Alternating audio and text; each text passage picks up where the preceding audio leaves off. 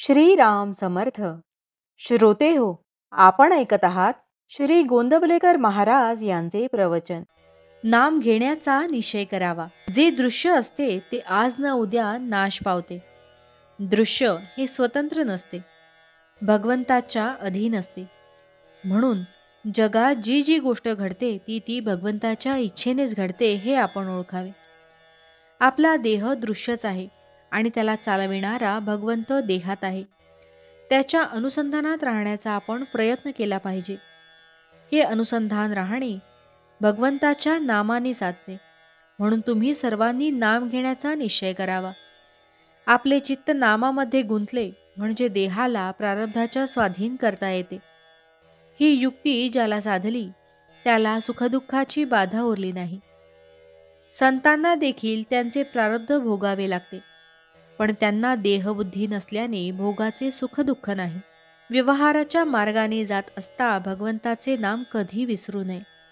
आपल्या प्रयत्नाला जे फळ येईल ती भगवंताची इच्छा समजून जे पदरात पडेल त्यात समाधान मानावे. आपण प्रपंची लोक आहोत, म्हणून प्रपंचाला उचित असणारा प्रयत्न केल्यावाचून कधी राहू नये. पण प्रपंच हेच आपले सर्वस्व आहे असे न समजता त्यामध्ये भगवंताला विसरू नये.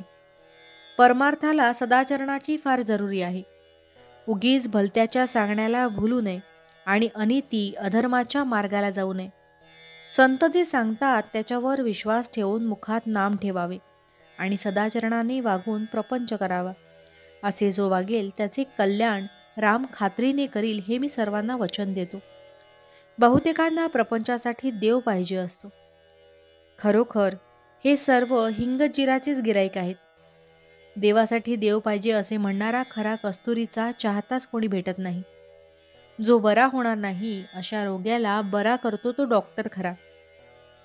अगदी विषयातल्या माणसांना सुद्धा जो बाहेर काढतो तो संत खरा. त्याच्याजवळ जाऊन नुसते मी शरण आलो आहे असे म्हटले तरी पुरे होते. हल्लीच्या आणि पूर्वीच्या प्रपंचात तसा फरक नाही. पण पूर्वी लोक देवाला विसरत नसत. अलीकडे ते जास्त संकुचित झाले आहेत. पूर्वी खेडेगावांमध्ये स्वाभाविकपणे एकमेकांच्या उपयोगी पडावे अशी बुद्धी असायची. पण आता काळ पालटला आहे. तुम्हा इतक्या लोकांना नामस्मरण करताना पाहून मला एक समाधान वाटते की मला जी गोष्ट आवडते ती इतक्या लोकांना आवडू लागली आहे. मी सांगितलेले तेवढे करीन असा निश्चय करा. कशाचीही काळजी करू नका. मी तुमचा भार घेतलेला आहे ही जाणीव ठेवून आनंदाने प्रपंच करा. भावार्थ, भगवंताच्या नावाचा नाद लागला तर दुःखाची जाणीव कमी होईल. दुःखाची जाणीव नसल्यावर दुःख असले म्हणून बिघडले कुठे. जानकी जीवन स्मरण जय जय राम. महारुद्र हनुमान की जय. समर्थ रामदास स्वामी महाराज की जय. सब संतन की जय. श्री अनंत कोटि ब्रह्मांड नायक राजाधिराज सच्चिदानंद सद्गुरु श्री ब्रह्म चैतन्य महाराज की जय. जय जय रघुवीर समर्थ. आता आपण 13 वेळा नामस्मरण करूया. श्रीराम जय राम जय जय राम. श्रीराम जय राम जय जय राम. श्रीराम जय राम जय जय राम. श्रीराम जय राम जय जय राम. श्रीराम जय राम जय जय राम. श्रीराम जय राम जय जय राम.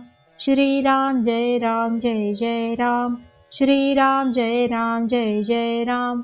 श्रीराम जय राम जय जय राम. श्रीराम जय राम जय जय राम. श्रीराम जय राम जय जय राम. श्रीराम जय राम जय जय राम. श्रीराम जय राम जय जय राम. जय श्रीराम.